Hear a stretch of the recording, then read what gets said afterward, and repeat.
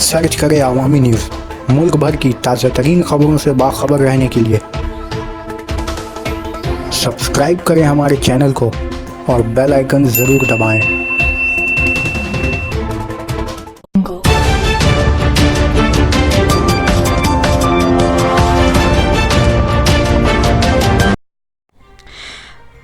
Food process कारखाने में आतिशज़दगी। Dhulagarh food process के कारखाने में जबरदस्त आतिशज़दगी। इस भयानक आतिशज़दगी से कारखाने में मौजूद करोड़ों का साजो सामान जलकर राख हो गया। दमकल की पूरी कोशिश से आग पर काबू पा लिया गया है।